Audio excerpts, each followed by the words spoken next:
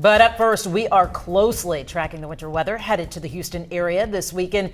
There's a little chill in the air now, but it is nothing compared to what's to come arriving Sunday. Yeah, we got live team coverage getting ready for this freezing weather from the roads to your homes. We've got you covered. Let's start with David Paul with the latest timeline. Hey, Dave. Yeah, it's interesting. Today has been a typical winter day for Houston. It's been chilly. It's been freezing.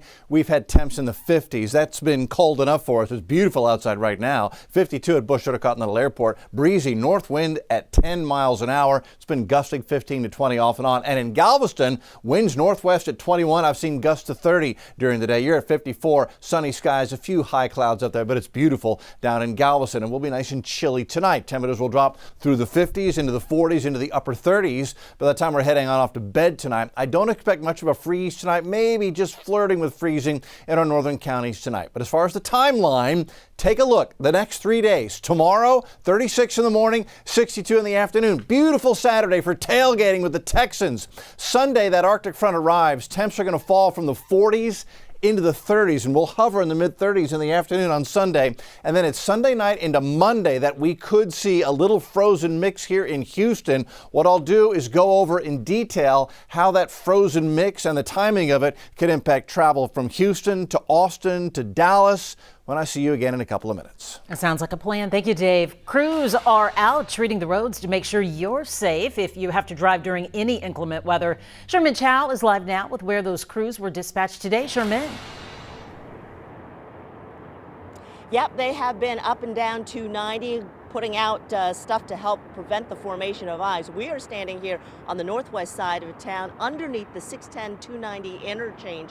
And as folks know, it's the overpasses and bridges that are most vulnerable when it freezes. That is because that wind can whip right across the top and underneath the bridge, allowing ice to form much more quickly than on road surface roadways. You know, that's got that heat-retaining earth just underneath them. Now, earlier today, TxDOT crews and other agencies were out pre-treating bridges and overpasses to help fight icing. The trucks worked out of the Beltway 8 and 290 depot on the northwest side. Montgomery County Precinct 3 doing the same, treating potential trouble spots with brine to help fight the formation of ice. Harris County Precinct 4 is also wrapping pipes at their facilities to keep them from freezing and bursting. Now, City of Houston has been turning off sprinklers at the medians and esplanades around town, again to prevent ice from from forming and the pipes from bursting. And in that case, if there's any water that leaks out, it could freeze on the roadways. That, of course, causing trouble for motorists.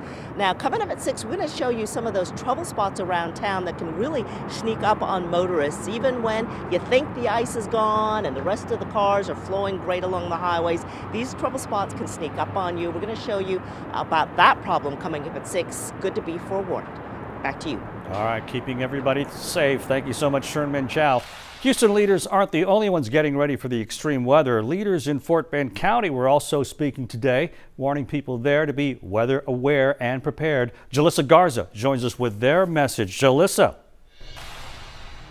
Yeah, Ron, that's right. Leaders in that county urging people to prepare, but more importantly, be safe. Now, with those colder temperatures expected, you're going to want to keep warm, right? But officials want to remind people to be careful of carbon monoxide. Some of the signs and symptoms include headache, weakness, dizziness, nausea or vomiting, shortness of breath or confusion, and then leading to drowsiness or tiredness, and then potentially even unconsciousness. With that being said, a reminder, don't put generators inside your home. And if you're using your car to warm up or charge your phones, you also want to make sure that you're not doing that in the garage, even if the door is open. That is also something that they say is dangerous. So again, just be careful while you're trying to stay warm. And Fort Bend County is going to have some warming centers available for residents, and we'll have that list on khou.com, as well as everything else you need to know as you start your preparations this weekend. Mia. Your homes are going to feel the cold's impact, that's for sure. Thank you, Jalissa, for those tips. There are a few precautionary measures you should take right now around your place. Katina Winfrey spoke to the plumbing experts about what you can do yourself. So many of you are gearing up, anticipating that freeze that's going to hit the Houston area, but there's some things you want to keep in mind as you weatherize the inside and the outside of your home. I'm joined now with Eddie Caballero with Village Plumbing and Air, who's going to walk us around this house to tell us some of the important things you need to keep in mind.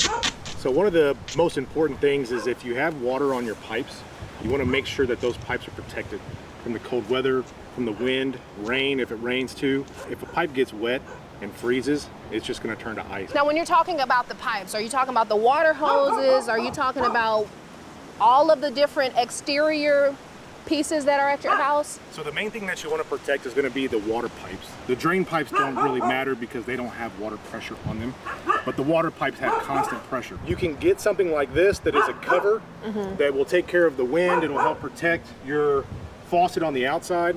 But if you can't find this, you can't get something to go on top of it, you can also use a towel, rags, towels, and just wrap it up really good. So what is this we're heading to over here now? So this is your hose bed, where people call it a spigot, right? This is where you hook your hose up to. So right here, what you would do is you would put some insulation on there. If you don't have any insulation, again, you can do a towel, a rag, plastic bag, something that'll help protect it from the wind. If you do have one of these covers though, and what you're gonna do is either hook it on the handle or on the spout, like so, and then you'll just push that on, pull this tight, and that is your protection. So Eddie, we talked about what we can expect to see on the outside of the house. In a moment, we'll take you inside to show you what you need to do to make sure you can at least try to take some precautions indoors. All right, thank you so much, Katira. The city of Houston is opening warming centers on Monday for those who need them. They're at the multi-service centers in Acres Homes, Denver Harbor, Sunnyside, and West Gray, along with the Downtown Recovery Center and the Fondy Community Center. Lakewood Church and the A-Leaf Family YMCA will also open their doors. The warming centers are set to open Monday night at 8 o'clock. Cleveland ISD will be opening 2 warming centers for students and their families. These will be at the cafeterias at Cleveland Middle School and Santa Fe Middle School starting on Sunday morning at 9 o'clock. As of right now, these are expected to run 24/7 until Tuesday at 5 a.m. Security will be present at each warming center at all times. KHOU 11 News has you covered for this Arctic blast. You can head to KHOU.com for more tips to help you get ready. Also, download the KHOU 11 mobile app, which is free in your app store.